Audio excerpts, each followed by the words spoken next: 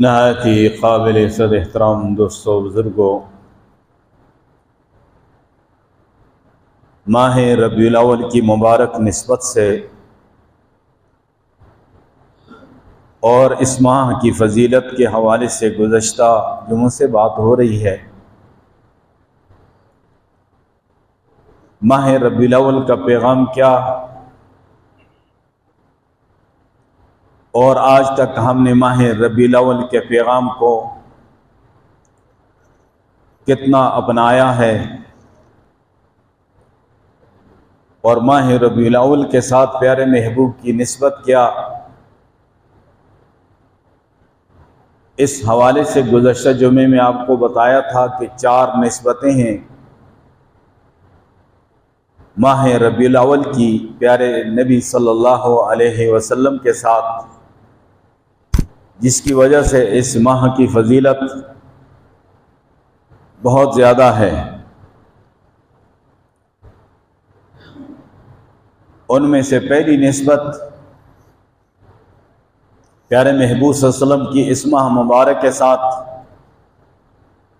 یہ ہے کہ آپ صلی اللہ علیہ وسلم کی ولادت بسعادت اس مہینے میں ہوئی،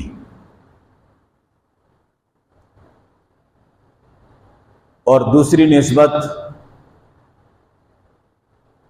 پیارے محبوب صلی اللہ علیہ وسلم کی اس ماہ مبارک کے ساتھ یہ ہے کہ اللہ تعالیٰ نے نبوت اور رسالت سے اپنے پیارے محبوب صلی اللہ علیہ وسلم کو اس ماہ ربیع الاول میں سرفراز فرمایا تھا۔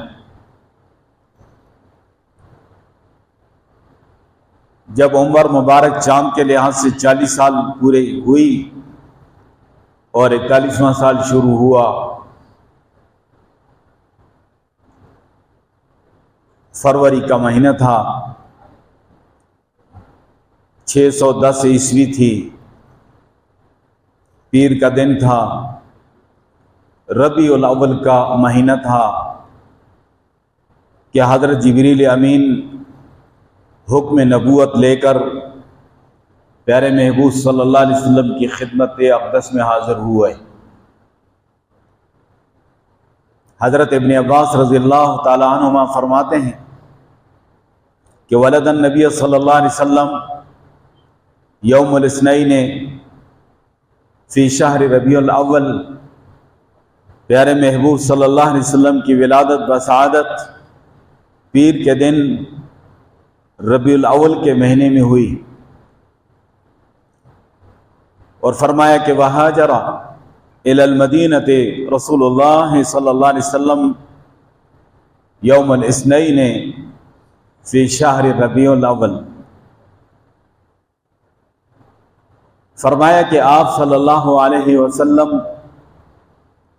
کی ولادت بسعادت بھی ربیع الاول میں، آپ صلی اللہ علیہ وسلم کو اللہ نے نبوت و رسالت سے سرفراز فرمایا ماہ ربیع الاول میں، آپ صلی اللہ علیہ وسلم نے مدینہ طیبہ کی طرف ہجرت فرمائی تو ماہ ربیع الاول تھا اور سوار کا دن تھا، اور آپ صلی اللہ علیہ وسلم نے اس دنیا سے رحلت فرمائی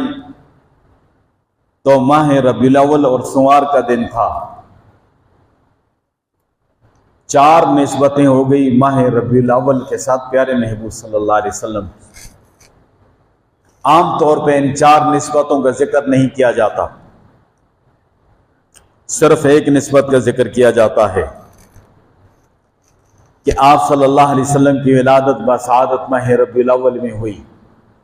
باقی 3 نسبتوں کا ذکر نہیں کیا جاتا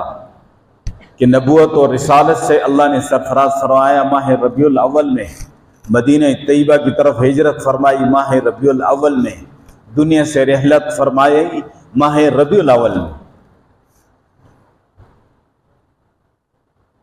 جہاں تک ولادت بسعادت کا تذکرہ ہے، یہ بات پہلے میں عرض کر چکا ہوں کہ اس وقت کی دنیا، اس وقت کے انسان، انہیں یہ بات معلوم نہ تھی کہ یہ کون ہستی ہے جس کی تشریف آوری ہو رہی ہے۔ اور اس ہستی کا کیا مقام ہے، کیا شان ہے۔ روحانی طور پہ تو انقلاب برپا ہے، لیکن انسانوں کو، اس وقت کے انسانوں کو اس کا شعور ابھی تک نہیں ہے، سوائے آپ صلی اللہ علیہ وسلم کی والدہ محترمہ، جنہوں نے اس وقت کے جو کمالات، معجزات دیکھے تھے، عام انسانوں کو اس کا پتہ نہیں تھا۔ یعنی اس وقت روئے زمین پر پیارے نبی کا کلمہ پڑھنے والا کوئی ایک شخص بھی نہ تھا۔ اس لیے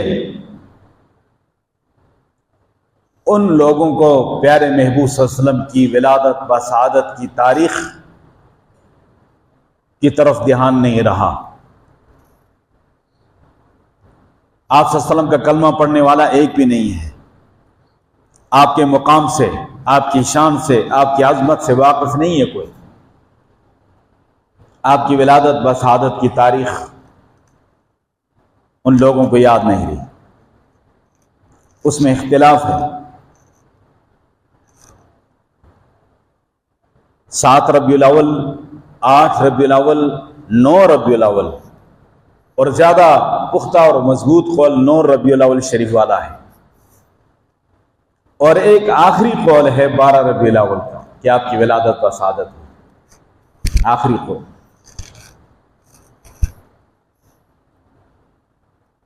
اس میں یہ حکمت بھی تھی کہ اللہ نے اپنے پیارے محبوب صلی اللہ علیہ وسلم کی ولادت و سعادت کی تاریخ کو گویا کہ مخفی رکھا، انسانوں سے اوجھل رکھا، انسانوں کو فائنل اس کا پتہ نہ چل سکا۔ اس میں یہ حکمت بھی تھی۔